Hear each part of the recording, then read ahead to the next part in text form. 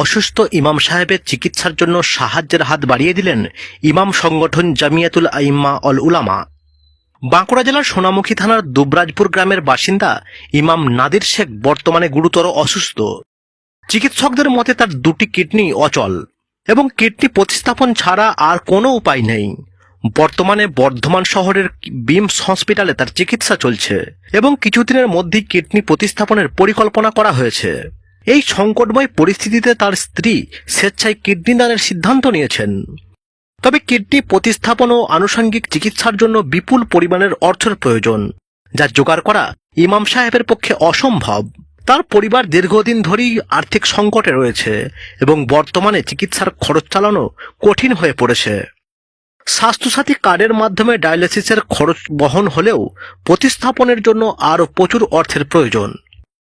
এই পরিস্থিতির কথা জানতে পেরে ইমাম সংগঠন জামিয়াতুল আইম্মা অল উলামার পক্ষ থেকে শহর বর্ধমানের বিমস হসপিটালে এসে ইমাম সাহেবের সঙ্গে দেখা করেন সংগঠনের নেতৃত্ববৃন্দ।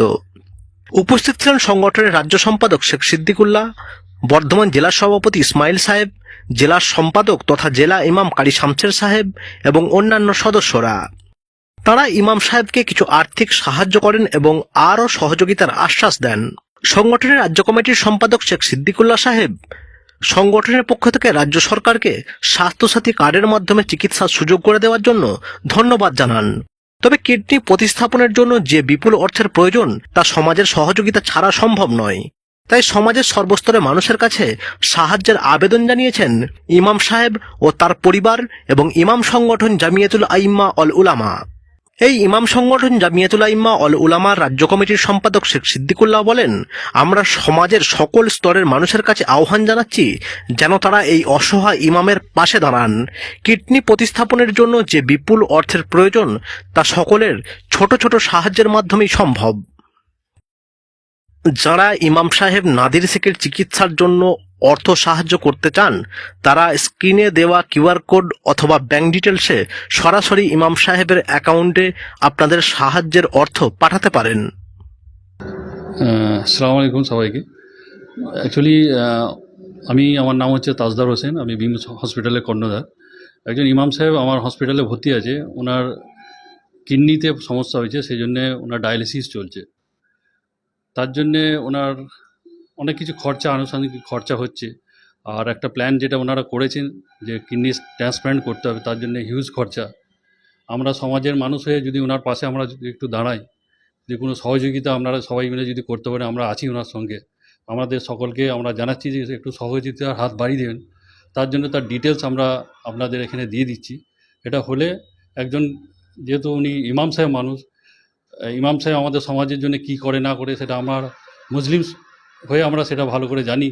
আর একজন ইমামকে বলেন মানে ইনি হচ্ছেন কোরআনে হাফেজ, এনাকে যদি আমরা একটু সহযোগিতা করতে পারি তাহলে একটু কোরআনকে আমরা সহযোগিতা করবো, এটা মনে করি যেন আমরা একটু সহযোগিতার হাত বাড়িয়ে দিই।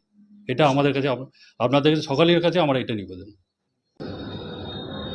আসসালামু আলাইকুম রহমতুল্লাহি আবরাকাতুহু। প্রিয় দেশবাসী এবং বিশেষ করে রাজ্যের সমস্ত স্তরের মানুষদেরকে প্রথম কৃতজ্ঞতা জানাই। সবাই নিশ্চয়ই ভালো আছেন, আল্লাহ সকলকেই ভালো রাখুক, এ দোয়াও আমরা দিল থেকে করি। আমরা এখানে আসলে বিমসে আজকে আসলাম।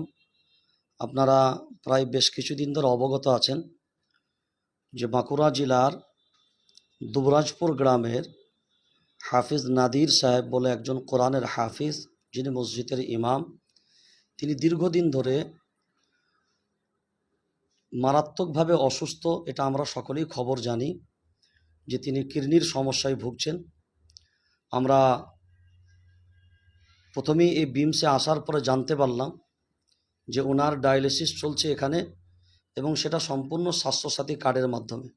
সেই জন্য আমরা সাংগঠনিকভাবে পশ্চিমবঙ্গ রাজ্য জামিয়াতুল আইম্মা ওয়াল উলামার পক্ষ থেকে রাজ্য সরকারকে আমরা ধন্যবাদ জ্ঞাপন করছি যে তিনার এই স্বাস্থ্যসাথী প্রকল্প চালু করার দরুন বহু গরিব শ্রেণীর মানুষরা আজকে অন্তত সুপরিষেবা পাচ্ছে এবং বহু রকমের বড় বড় রোগ থেকে তারা ট্রিটমেন্টের জন্যে এই স্বাস্থ্যসাথী কার্ডের মাধ্যমে এই পরিষেবা তারা পাচ্ছে। এই জন্য আমরা বিশেষভাবে ধন্যবাদ জ্ঞাপন করছি এবং বিশেষ করে বিমস হসপিটালের যিনি কর্ণধার তিনি আমার কাছেই রয়েছেন।